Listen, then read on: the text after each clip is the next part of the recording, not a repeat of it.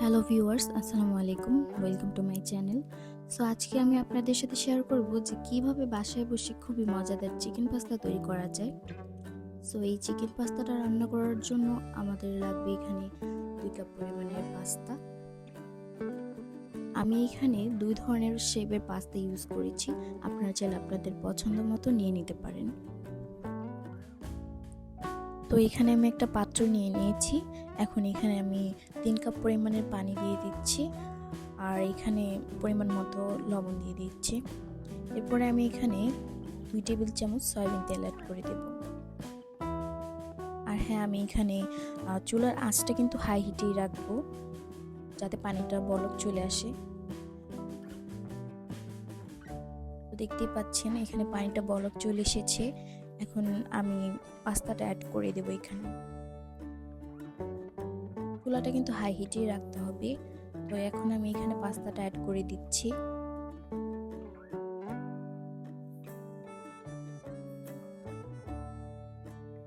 তো এখন আমি পাস্তাটাকে ভালো করে নেড়ে চেড়ে দেব। আর হ্যাঁ, আমি এখানে পাস্তাটা সম্পূর্ণ সিদ্ধ করব না, 80% মতো সিদ্ধ করব। আর এটা 5 থেকে 6 মিনিট সিদ্ধ করলেই হবে, বেশি সিদ্ধ হলে আবার খেতে ভালো লাগবে না। সো এই তো আমার পাস্তাটা অলমোস্ট সিদ্ধ হয়ে গেছে, আপনারা দেখতে পাচ্ছেন।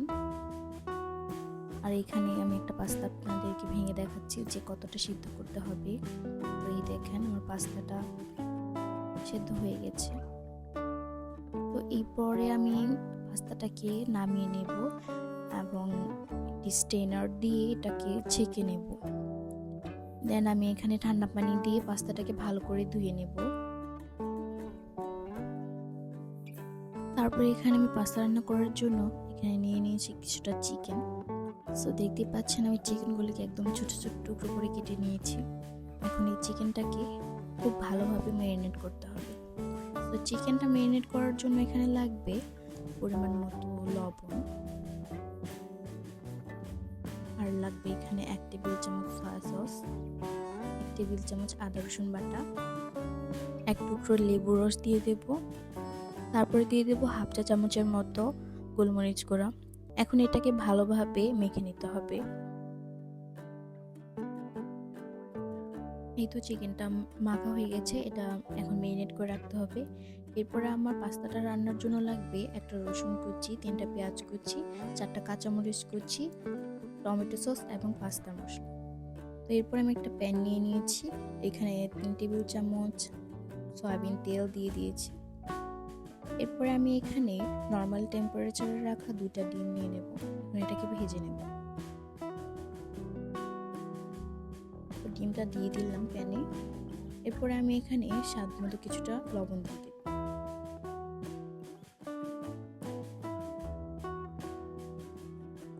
এরপর আমি ডিমটাকে ভালো করে ভেজে নেব। আপনারা দেখতেই পাচ্ছেন আমি ডিমটাকে কিভাবে ভাজতেছি। এই তো আমার ডিমটা ভাজা হয়ে গেছে, দেখতে পাচ্ছেন ডিমটা কতটা ঝরঝরে হয়েছে। তো ডিমটাকে এখন আমি নামিয়ে নেব।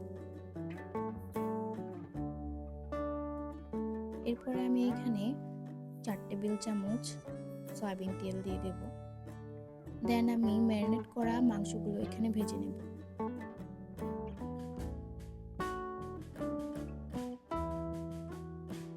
সবগুলো চিকেন আমি এখানে ভেজে নেব সুন্দর করে। আর হ্যাঁ, চুলার আঁচটা কিন্তু হাই হিটে রাখবো। এই তো আমার চিকেনটা অলমোস্ট ভাজা হয়ে গিয়েছে, দেখতে পাচ্ছেন। এরপরে আমি রসুন কুচিগুলো দিয়ে দেব। এখন রসুন কুচিগুলো ভালো করে ভেজে নেব 1 মিনিটের মতো।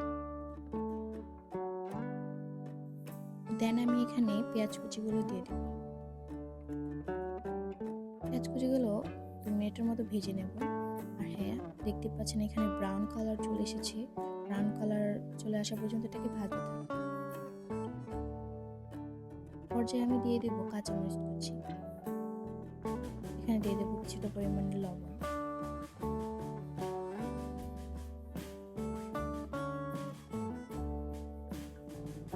এটাকে এখন ভালো করে নেড়ে নেব। দেন আমি এখানে টমেটো সসটা অ্যাড করে দেব। দেন আমি এখানে 1 টেবিল চামচ সয়া সস দিয়ে দিচ্ছি।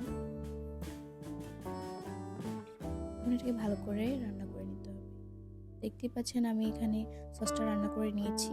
এরপর আমি আগে থেকে ভেজে রাখা ডিমটাও দিয়ে দেব। দেন আমি চিকেনটাও দিয়ে দেবো এখন। এই তো চিকেন অ্যান্ড ডিমটাকে খুব ভালোভাবে ভেজে নিতে হবে।